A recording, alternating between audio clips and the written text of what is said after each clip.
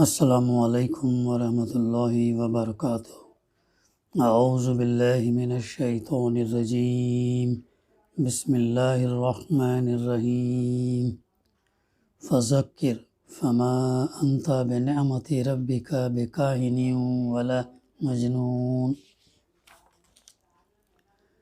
ام یقولون شاعر نتربص به ریب المنون، قل تربصوا فإني معكم من المتربصين، ام تأمرهم أحلامهم بهذا ام هم قوم طاغون۔ صدق اللہ العلی العظیم۔ رب اشرح لي صدری ویسر لي امری واحلل عقدۃ من لسانی یفقهوا قولی، رب زدنی علما۔ پس اے نبی صلی اللہ علیہ وسلم، تم نصیحت کیے جاؤ اپنے رب کے فضل سے، نہ تم کاہن ہو اور نہ مجنون۔ کیا یہ لوگ کہتے ہیں کہ یہ شخص شاعر ہے جس کے حق میں ہم گردش ایام کا انتظار کر رہے ہیں؟ ان سے کہو، اچھا انتظار کرو، میں بھی تمہارے ساتھ انتظار کرتا ہوں۔ کیا ان کی عقلیں انہیں ایسی ہی باتیں کرنے کے لیے کہتی ہیں، یا در حقیقت یہ عناد میں حد سے گزرے ہوئے لوگ ہیں؟ سورہ طور کی تفسیر کا سلسلہ الحمدللہ جاری ہے۔ ابھی جن آیتوں کی تلاوت کی ہے وہ آیت نمبر 29 سے آیت نمبر 32، جس کی تلاوت اور ترجمانی ابھی ہم نے سماعت کی۔ تو گزشتہ مطالعے میں جو بات ہمارے سامنے آئی اس میں یہ تھا کہ جو ہے اللہ تعالیٰ نے ان متقین کا اور وہ جنت میں جانے والے لوگوں کے انعامات کے تعلق سے اللہ تعالیٰ نے تذکرہ کیا ہے۔ کیا انہیں وہاں پر ملے گا، بلکہ وہ جو چاہیں گے وہ چیز ان کے سامنے آ جائیں گی، اور ان کی خدمت میں چھوٹے خوبصورت لڑکے دوڑتے پھر رہے ہوں گے جو انہی کے لیے جو ہے مخصوص ہوں گے۔ تو پھر وہ اس کا تذکرہ جو ہے کیا گیا۔ پھر ایک اور اہم بات جو متقین اور جو لوگ جنت میں جانے والے وہ یہ کہیں گے کہ یہ جو ہے دراصل اللہ سبحانہ و تعالیٰ کا ہم پر فضل ہے، فرمائیں گے کہ اللہ نے ہم کو جھلسا دینے والی آگ اور عذاب سے اللہ نے ہم کو بچا لیا، اور ہم پچھلی زندگی میں اسی سے دعائیں مانگتے تھے، اللہ سے ہی دعائیں مانگتے تھے، اور جو ہے وہ اللہ واقعی بڑا ہی محسن اور رحیم ہے۔ اس کے بعد کی آیتیں ہیں جس کی تلاوت اور ترجمانی ابھی ہم نے سماعت کی۔ اب اللہ کے رسول صلی اللہ علیہ وسلم سے فرمایا جا رہا، پس اے نبی صلی اللہ علیہ وسلم، تم نصیحت کیے جاؤ اپنے رب کے فضل سے، نہ تم کاہن ہو اور نہ جو ہے مجنون ہو۔ اب اس کی تفسیر میں ہے کہ آخرت کی تصویر پیش کرنے کے بعد اب تقریر کا رخ کفار مکہ ان ہٹ درمیوں کی طرف پھر رہا جس سے وہ رسول اللہ صلی اللہ علیہ وسلم کی دعوت کا مقابلہ کر رہے تھے۔ یہاں خطاب بظاہر تو حضرت صلی اللہ علیہ وسلم سے ہے، مگر دراصل آپ کے واسطے سے یہ باتیں کفار مکہ کو سنانی مقصود ہیں۔ ان کے سامنے جب آپ قیامت، حشر نشر اور حساب کتاب، جزا سزا، جنت جہنم کی باتیں کرتے تھے، اور ان مضامین پر مشتمل قرآن مجید کی آیات اس دعوے کے ساتھ ان کو سناتے تھے کہ یہ خبریں اللہ کی طرف سے میرے پاس آئی ہیں، اور یہ اللہ کا کلام ہے جو مجھ پر وحی کے ذریعے سے نازل ہوا، تو ان کے سردار اور مذہبی پیشوا اور اوباش لوگ آپ کی ان باتوں پر سنجیدگی کے ساتھ نہ خود غور کرتے تھے، نہ یہ چاہتے تھے کہ عوام ان کی طرف توجہ کرے، اس لیے وہ آپ کے اوپر کبھی یہ فقرہ کستے تھے کہ آپ کاہن ہیں، اور کبھی یہ کہ آپ مجنون ہیں، اور کبھی یہ کہ آپ شاعر ہیں، اور کبھی یہ کہ آپ خود اپنے دل سے یہ نرالی باتیں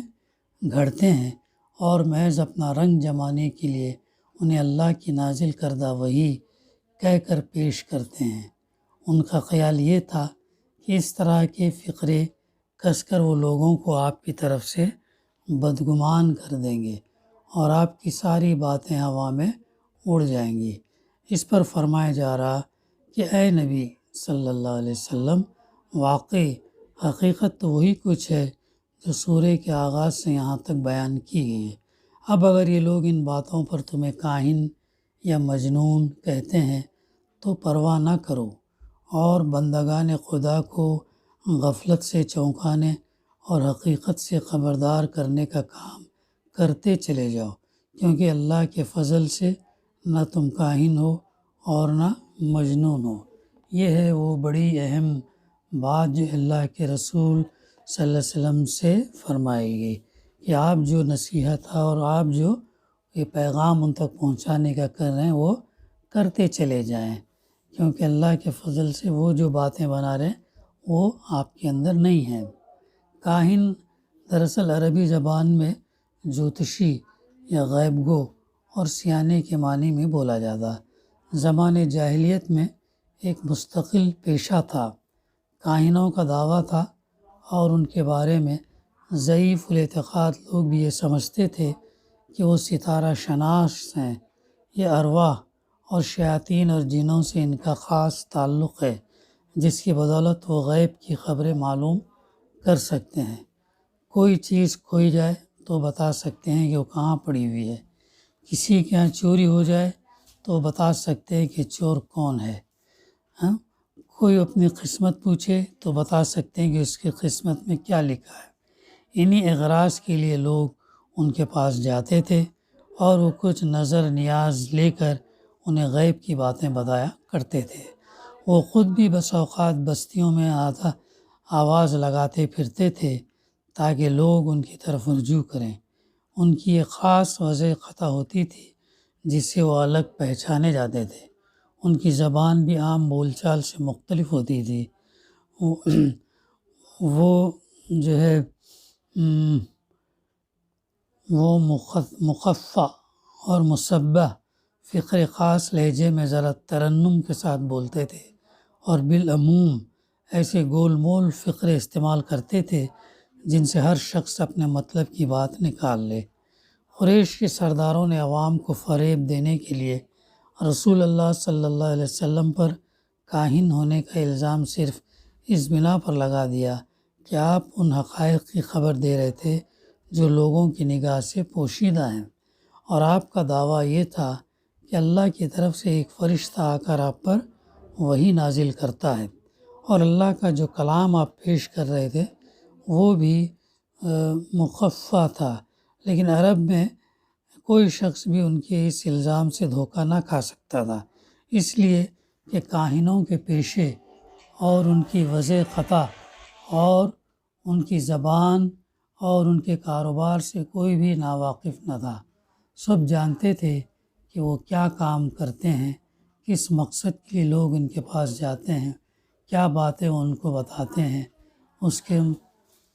ان کے فقرے کیسے ہوتے ہیں اور کن مضامین پر وہ مشتمل ہوتے ہیں۔ پھر سب سے بڑی بات یہ کہ کسی کاہن کے سرے سے کام ہی نہیں ہو سکتا تھا کہ قوم کے رائج الوقت عقائد کے خلاف ایک عقیدہ لے کر اٹھتا اور شب و روز اس کی دعوت میں اپنی جان کھپاتا اور اس کی خاطر ساری قوم کی دشمنی مول لیتا۔ یہ کاہنوں سے ایکسپیکٹ نہیں کیا جا سکتا تھا، پروہتوں سے۔ اس لیے رسول اللہ صلی اللہ علیہ وسلم کے ساتھ کہانت کا یہ الزام برائے نام بھی کوئی مناسبت نہ رکھتا تھا کہ یہ پھپتی آپ پر چشمہ ہو سکتی، اور عرب کا کوئی کند ذہن آدمی بھی اس سے دھوکہ کھا جاتا۔ اسی طرح آپ پر جنون کا الزام بھی کفار مکہ محض اپنے دل کی تسلی کے لیے لگاتے تھے، جیسا موجودہ زمانے کے بعض بے شرم مغربی مصنفین اسلام کے خلاف اپنے بغض کی آگ ٹھنڈی کرنے کے لیے یہ دعوے کرتے ہیں کہ معاذ اللہ آپ صلی اللہ علیہ وسلم پر سرا ایپیلیپسی کے دورے پڑتے تھے، اور انہی دوروں کی حالت میں جو کچھ آپ کی زبان سے نکلتا تھا اسے لوگ وہی سمجھتے تھے۔ ایسے بیہودہ الزامات کو کسی صاحب عقل آدمی نے نہ اس زمانے میں قابل اعتنا سمجھا تھا، نہ آج کوئی شخص قرآن کو پڑھ کر اور رسول اللہ صلی اللہ علیہ وسلم کی قیادت اور رہنمائی کے حیرت انگیز کارنامے دیکھ کر یہ باور کر سکتا کہ یہ سب کچھ سیرا کے دوروں کا کرشمہ ہے۔ یہ ہے اس آیت کے ضمن میں تفسیر، جس میں اللہ تعالیٰ نے فرمایا کہ پس اے نبی صلی اللہ علیہ وسلم تم نصیحت کیے جاؤ اپنے رب کے فضل سے، نہ تم کاہن ہو اور نہ مجنون، یعنی اللہ سبحانہ و تعالیٰ اس کا سرٹیفکیٹ دے رہا، اس کی گارنٹی دے رہا ہے، نہ آپ کاہنوں میں سے ہے اور نہ مجنون ہے۔ اب اس کے بعد سوالی انداز میں ہم یقولون شاعر نتربص بہ ریب المنون، کیا یہ لوگ کہتے ہیں کہ یہ شخص شاعر ہے جس کے حق میں ہم گردش ایام کا انتظار کر رہے ہیں، یعنی ہم منتظر ہیں کہ اس شخص پر کوئی آفت آئے اور کسی طرح اس سے ہمارا پیچھا چھوٹے۔ غالباً ان کا خیال یہ تھا کہ محمد صلی اللہ علیہ وسلم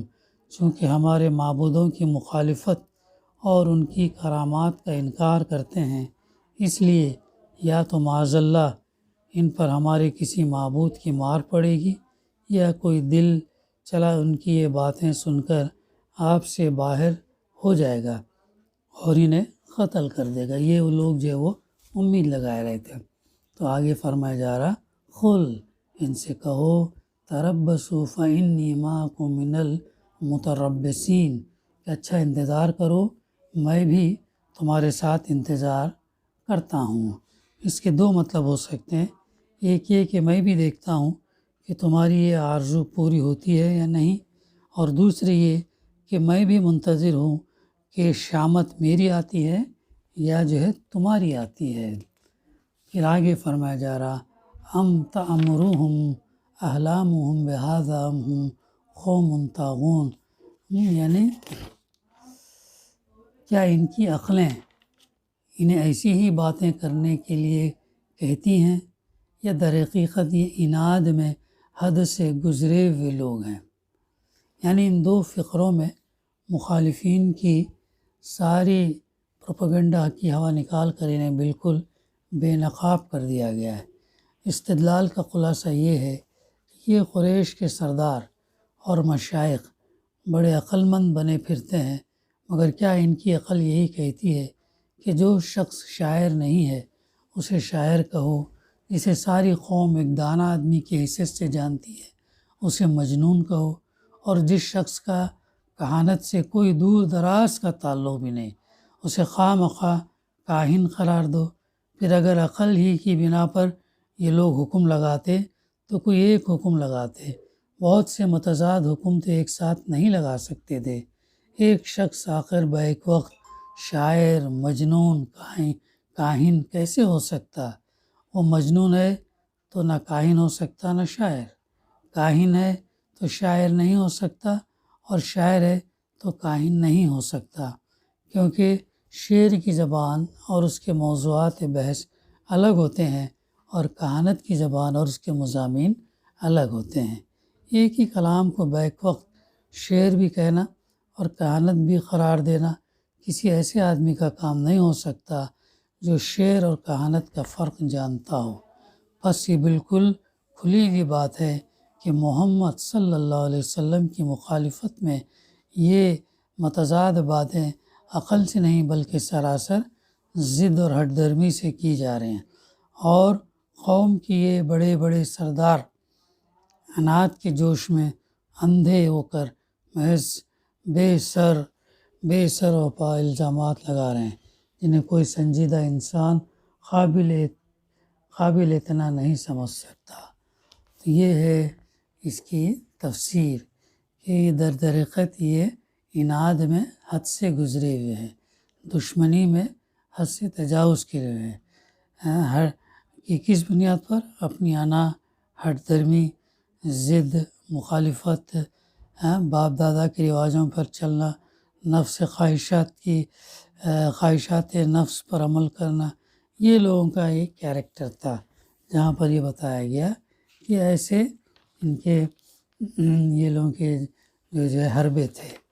بخیر انشاءاللہ آئندہ ہم اس کا سلسلہ جاری رکھیں گے۔ دعا ہے کہ اللہ سبحانہ و تعالی ہمیں کہنے سننے سے زیادہ عمل کرنے کی توفیق عطا کرے۔ ربنا تقبل منا انک انت السمیع العلیم وتب علینا انک انت التواب الرحیم۔ صلی اللہ تعالی علی خیر خلقہ وعلی آلہ وصحبہ اجمعین۔ الحمد للہ رب العالمین۔